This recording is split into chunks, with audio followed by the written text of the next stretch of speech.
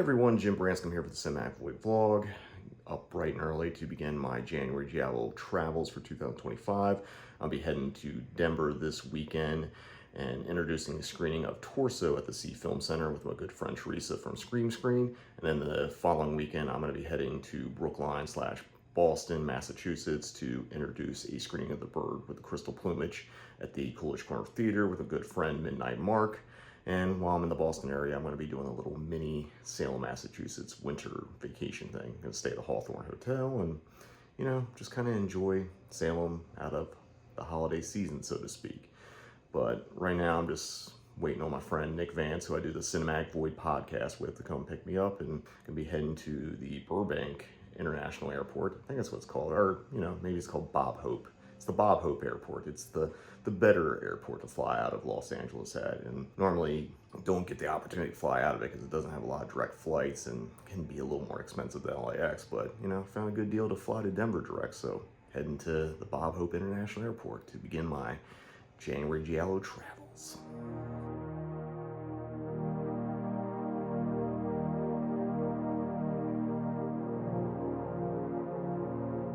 All right, I'm at the Denver airport. I have to get to a train that will take me to the baggage claim, that will take me to the arrivals thing. So Theresa was kind enough to pick me up from the airport, but most importantly, we're going by the, what they call this, the Blue Mustang?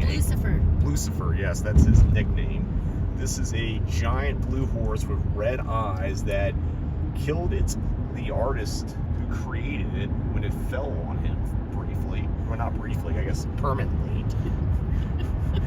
There's no other way to put it, but basically, and then like, I guess some guy tried to shoot it and then like shot himself there. This is all on Wikipedia, so I'm not really giving any real facts other than that is the craziest sculpture I have ever seen. And this is how you enter Denver, is by passing by Lucifer. So made it to Denver okay, had a nice flight. Theresa picked me up from the airport, and before she took me to a hotel, we kind of made a side mission to go visit a bunch of different filming locations for the 1979 movie Over the Edge, directed by Jonathan Kaplan. I'm gonna put that together as a separate blog from this, because I'm just gonna document all the January Giallo and basic wandering around Denver stuff. So this next morning, I'm gonna go grab breakfast, but first, I'm gonna use this espresso machine that is in my hotel room.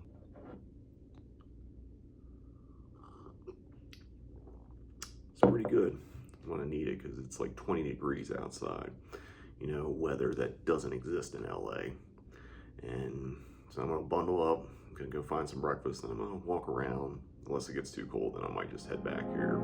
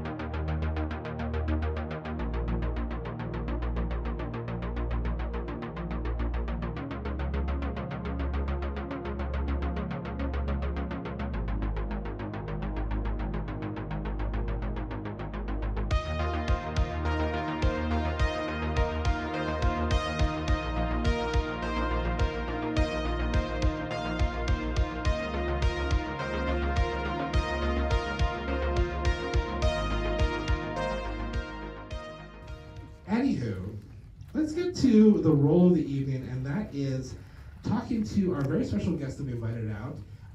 Jim Branscombe is a programmer of Cinematic Void in Los Angeles and the originator, the brain behind January Giallo as a concept and as a series that has taken the nation by storm. And we're so happy to be part of that, and that he graced us with being able to take this brand and spread it around so that everyone could learn more about Giallo and enjoy it the way that we want to. So Jim, why don't you come on down and say hello to everybody and introduce this fantastic film.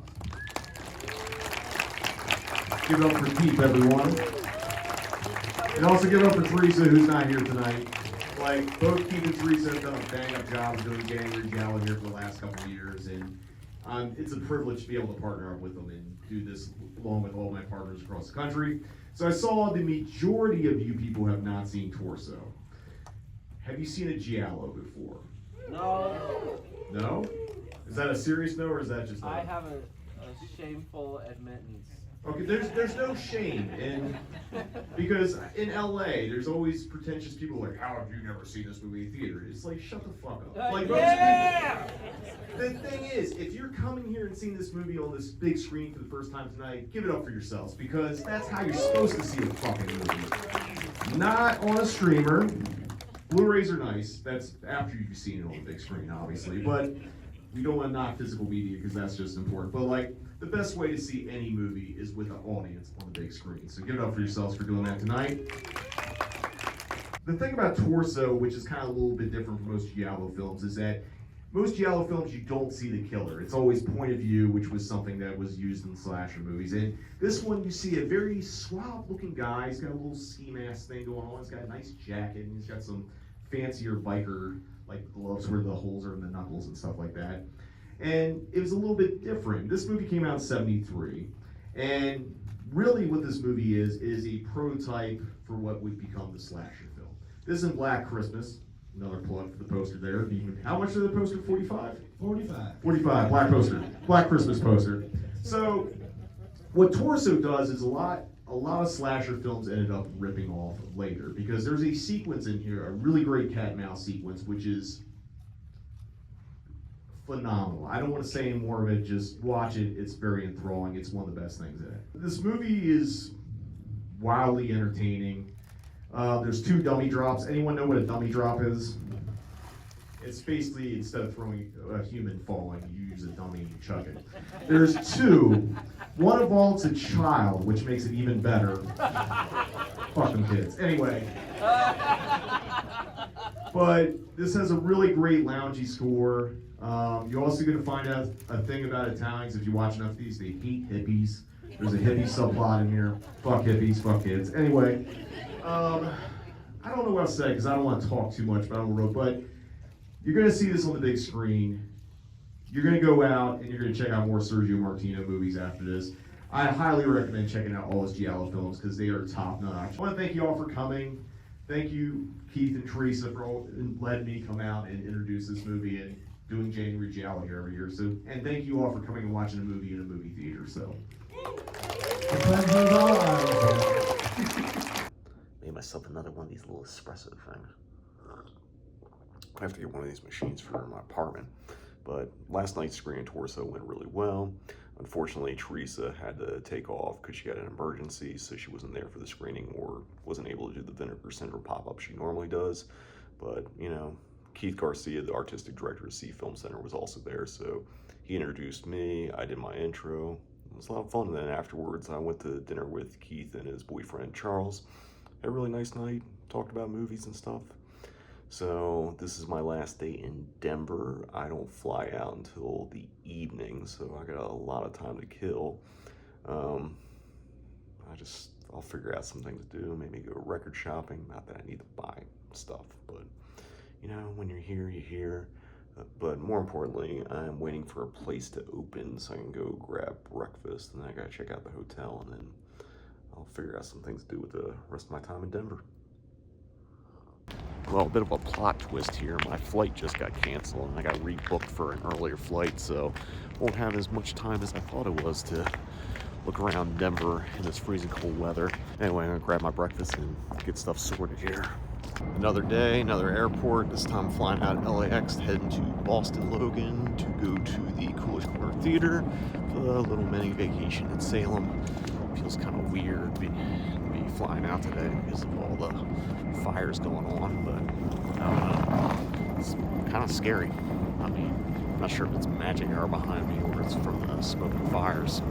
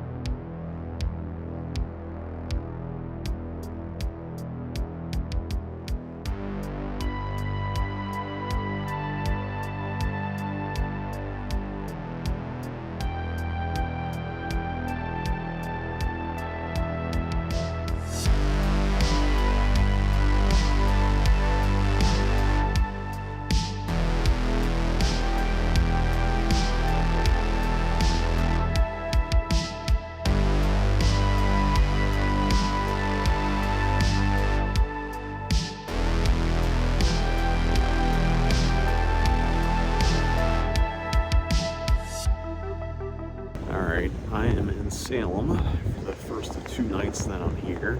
Just went and had dinner at the Hula Cafe. It was always delightful.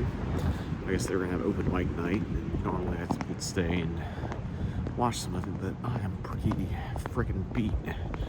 And also, it is freaking cold out here. I think it's below freezing. So I'm just gonna call it a day, go back to the hotel and just crash. I know it's probably technically like 4 p.m. Los Angeles time, because I think it's after 7 here, but it's been a long day of flying. Didn't really sleep on the plane, and I don't know, need to get warm.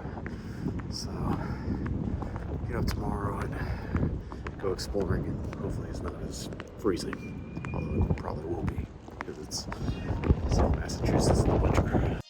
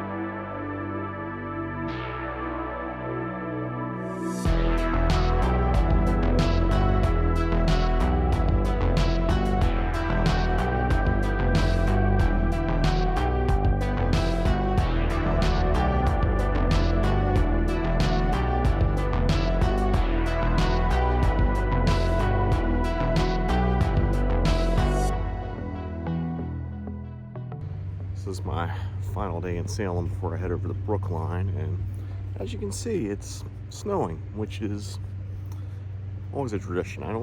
Maybe the first year when I came to do January Giallo at the Coolidge, it didn't snow, but it was like -5 degrees as I'm like stepping in the street and I was busting my ass here. But you know, it's actually kind of pretty.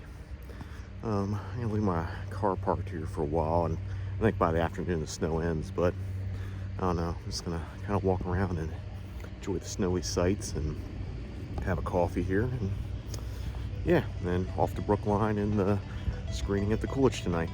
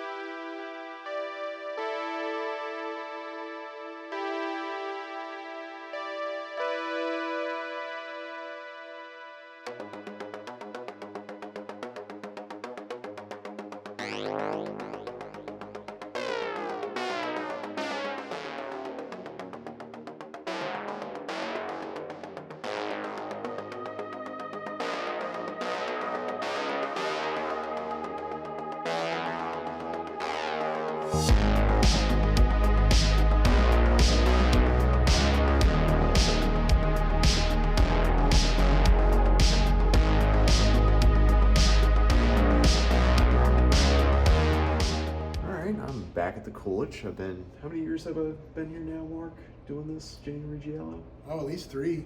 Yeah, and last time I was here, Coolidge was in the middle of its renovations and opening some more screens and educational room and new concessions, new ticketing, all kinds of stuff. So it's kind of nice to come back and check this stuff out. And I'm going to point out something that's right here. I'm going to flip the camera so we can talk about it. All right, Mark, what do we have here? This is an original Midnight at the Movies poster that was made by an artist in the mid-'80s to promote our midnight screenings. Our former director of the theater, David Kleiler, put together wonderful programming for the Midnight movie series here at the theater, along with films taking place at all other times of the day. And this is like this is a cut paper and painted collage on a board, and it's just an amazing piece of Coolidge history. It lived on the wall in David Kleiler's home for years and years. And when he passed, sadly, a few years ago, his son, David, donated it to us so that we could install it here in the new building as a way of remembering a former programmer. All right, Mark, why don't you talk about some of the art that's hanging around here? Yeah, so I think this Lost Highway piece, it's a French poster. I think it's from a re-release. But we have this framed for this mezzanine level of the building because it's really only used by the projection staff or anyone who actually gets lost on their way up to whatever screening room they're supposed to be in. So we thought Lost Highway would be fun to put here. And around the corner, we've got this original French grand poster for Do the Right Thing. Do the Right Thing is an important film to the Coolidge because it was the first feature film to play here after we became a nonprofit in 1989, and it was the first repertory feature we put on screen when we reopened after the pandemic closure. So we did this last year, Mark, where you showed me before all these rooms were open. So this is the Liv Ullmann Theater, right? Or dedicated to her in her honor, right? That's right. And you got a nice Persona poster. This is an OG, right? Yeah, that's an original. I am envious. That is a great poster. Let's duck in here real quick. Yeah, this is the Liv Ullmann Theater, Movie House 6. The designers of this room said that they were inspired by 2001: A Space Odyssey when putting together the look for this space. But not Persona. But not Persona. The Liv Ullmann gift came later. All right, so here we are in our new state-of-the-art Education and Community Engagement Center. So this is where all of our daytime and nighttime film classes and even our pre-film seminars take place in this space now.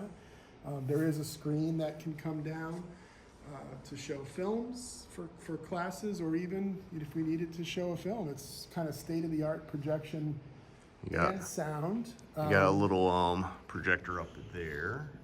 Yeah. Projector action.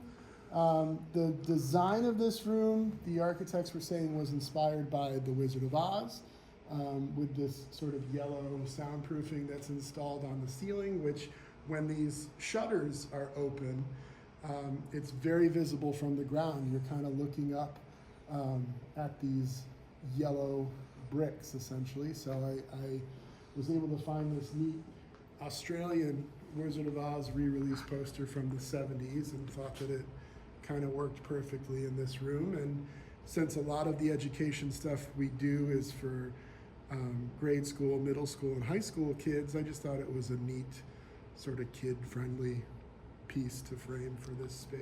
It's also a really nice poster. Isn't it cool? The Judy Garland and the O, I've never seen anything like it. Yeah, just giving it like, and then like, it's just like, oh, we're just having fun. Except we don't need the lion. We left the lion out. He's up top. He's up top, but Yeah. like, it's weird that there's a lot of scarecrow in here. I feel like there's a little bit of a scarecrow bias. All right, Mark, where are we at now here? Now we are in the print storage room in the new booth for Movie House 5. This is a new storage space for the projection team, and they've got a bench where they can make up prints. We've also moved our trailer vault from the basement to this, better climate-controlled room. We're slowly getting things in order. It's a pretty extensive trailer collection from both first-run things that have played here over the years and trailers we buy for repertory.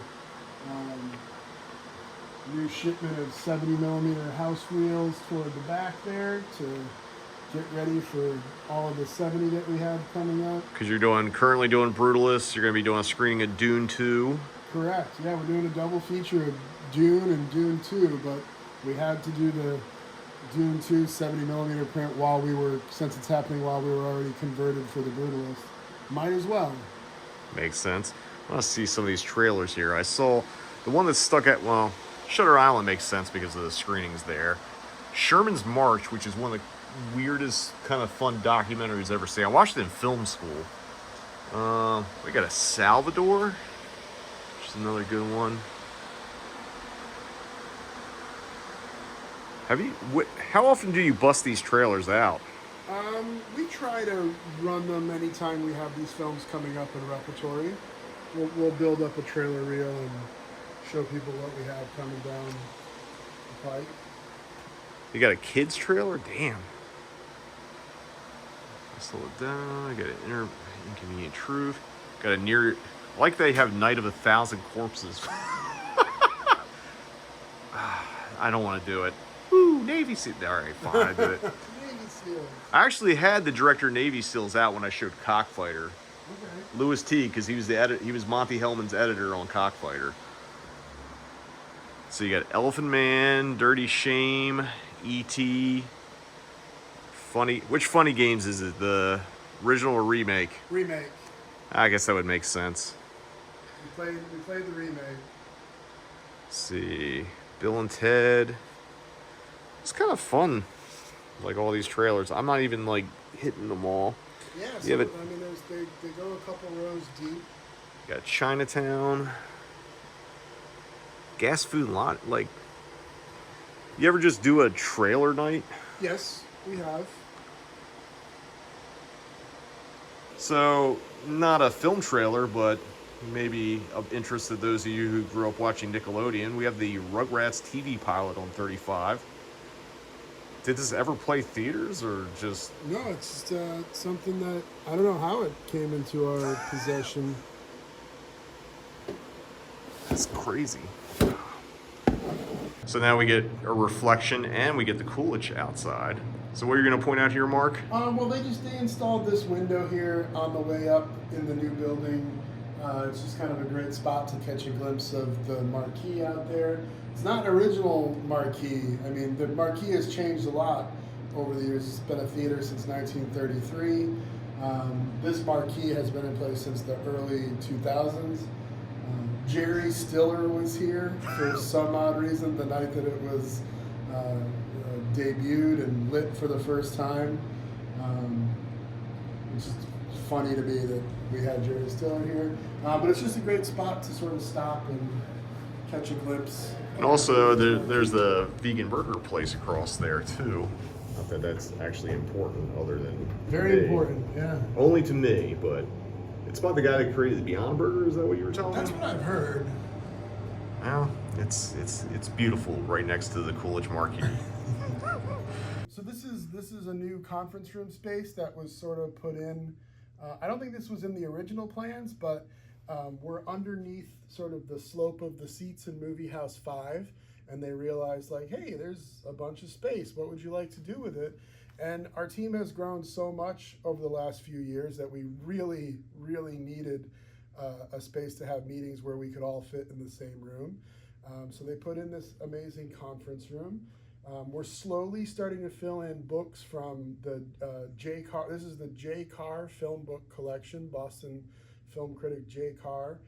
His family donated his film book collection to us a few years ago, and we're in the process of cataloging it and moving it onto the shelves here. And then hopefully someday it might be a resource available to people. And then in this room, we've just kind of framed some posters that were bigger titles for us in recent years, and also just some neat posters. The one in the corner there is actually the inspiration for the room itself.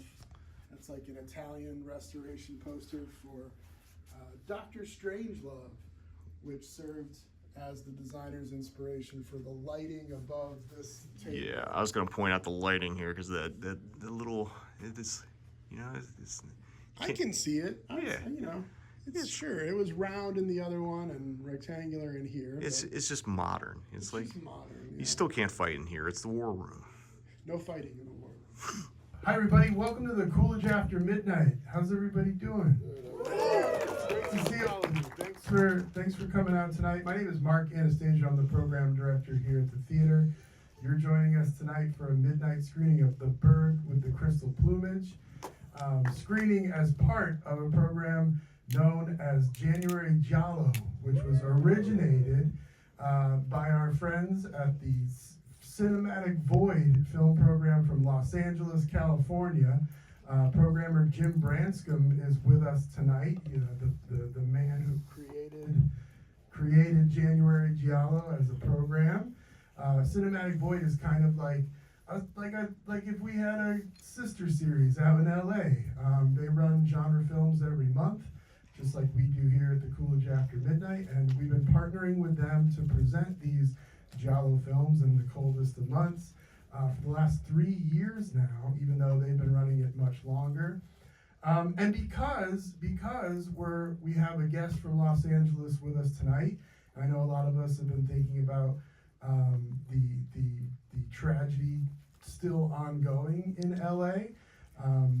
Cinematic Void and Jim and I and our friends at the AGFA who distribute the film you're about to see, got together and discussed it, and we've decided to donate every single dollar that came in tonight to relief efforts for our friends in Los Angeles. So, yeah. Thank you all so much for supporting this effort and supporting this film series and being into watching Giallo films here on the big screen. And without further ado, it's my pleasure to introduce to you my friend, programmer Jim Branscombe. Jim. All right, do the switch. Take it over. How we all doing tonight? Look, I'm from LA. Well, I'm not originally from LA, but I live in LA for the last 15 years, and it's cold here, so I need a little bit more of a warm-up summon ash. Again, how are we doing tonight, Coolidge? As Mark said, my name is Jim Branscombe. I do Cinematic Void out in Los Angeles. I show genre and cult movies every week at a theater at the Los Feliz 3 through an organization called the American Cinematheque, which is sort of like the Coolidge nonprofit, doing great work. But tonight, we're going to watch The Bird with the Crystal Plumage. Who here has not seen this movie? Excellent. Who here has not seen a Giallo film before? Good. No, actually, it's great because, as I always say, the best way to watch a movie for the first time is in a movie theater on a big screen. So give it up to yourselves for doing that, because this is what it's about. You're supposed to watch a movie in a movie theater. Then you're supposed to watch it at home on a Blu-ray or streaming. But this movie is directed by Dario Argento, who's probably the best known person that Giallo is associated with, except Suspiria is not Giallo, but we won't get into that tonight. Bird was his debut. Now, Argento started out as a film critic, and then he worked as a screenwriter. He wrote a couple spaghetti westerns. Probably the most famous one was Once Upon a Long Time in the West, which was Sergio Leone movie. Also co-written by Bernardo Bertolucci. So lots of Italian heavyweights on that one. A lot of people always credit Mario Bava correctly as the guy that kicked off the Giallo film in Italy. Like, he was pulling from the Creamies, which were the German kind of equivalent of it in the 60s, which were black and white. But what really kicked off the Giallo film in Italy as a popular art form, where a million other movies came out with Black Love Killer, Straight Razors, and J&B Whiskey, is the movie we're watching tonight. This movie came out in 1969, and Argento basically hit the ground running. It's like you get your Black Love Killer, you get lots of misdirection, Hitchcockian kind of like murder suspense moments. You get a great score by the great Ennio Morricone, who obviously did Good, Bad, and Ugly and tons of stuff, including The Thing, which I think played here tonight, Mark? Thursday. Thursday, okay, The Thing. He also did the score to The Thing. Visually stunning, really great. I don't want to spoil it because you haven't seen it, but like, if this is your first Giallo, it's a good one to start, because it's pretty much the one that, after this movie came out, as I already said, a million other filmmakers, maybe not a million, but quite a few, decided, like, you know what, we want to make movies with Black Love Killers and POV shots and creative kills and really cool camera work and great scores. And from about 69 to 73, Italy made nothing but Giallo films, essentially. Because Italy, at the time, especially in genre stuff, they worked in trends. So before the Giallo film, it was the spaghetti western. Before that, it was the James Bond spoofs, or the James Bond movies. What usually killed any genre in Italy was when they started doing the spoofs. So when you started seeing the comedy movies in a specific genre, that was the end. So Giallo ran until like early 72, 73, and then they got into Eurocrime, which were all the cop and mobster movies, where insane car chases and all that kind of stuff. And they moved on to next. But I really love this period because the Giallo film is kind of unique. I know a lot of slasher movies kind of pull from this stuff, and like this, you know, the Giallo led to the slasher. But the thing about the Giallo film is that you get to spend time with sometimes some really terrible people that do really terrible things, that do drugs, that have sex, that drink a lot, that do horrible things to each other, and they kind of die. And sometimes it's well-deserved, sometimes it's not, but it's an interesting world. And when you look at Italy in the 70s and you see how people living, and you kind of question, like, what job did they have? Because they just all had extravagant jobs, nice clothes, all kinds of stuff. It's a weird world. And like, when I think of the slasher movie, you don't think anyone has a good job in a slasher movie, do you?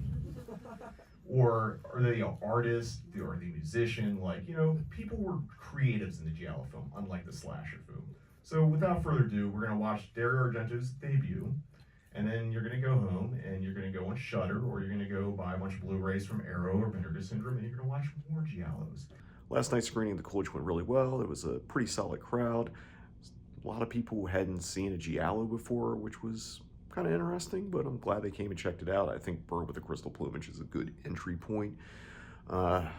Mark, Midnight Mark, my good friend, is always a great host. We hung out, we talked movies, we talked shop, ate dinner at a vegan Chinese place, which was really, really good. I forget the name of it, but it was like an old kind of punk hangout staple where you go get food. It was now in like an Asian food market, and I don't know, the food was incredible. I had a vegan cheesecake there, and it was just, I don't know, man. I ate too much on this trip. Ate pretty unhealthy, but I also walked a lot and also probably burned more calories because it was so cold outside. Fly back to LA later this afternoon. I get in around like 10:30 LA time. My sleep schedule is gonna be all out of whack, and then I get to go do a screening on Monday. I'll be kind of curious how things are gonna be because the fires are still going. I know some screenings got canceled over the weekend through the Cinematheque, but none of the LF3 ones, so I'm pretty sure my screening is going to still be a go. It's sold out, but I can understandably see a lot of people not coming out because just not in the mood. So I don't know. Tomorrow's screening is going to be a little different, but I think it's just going to give people community space and let them, you know, enjoy a movie and kind of escape for 90 minutes. All right, I'm going to jump in from the future here real quick before I wrap up this video. A couple things. One, before going to the airport, I actually stopped by and saw my good friend Derek Millen, who does the detours, the vlog on YouTube. Lots of good Salem, Massachusetts content, as well as like theme parks and conventions and that kind of stuff.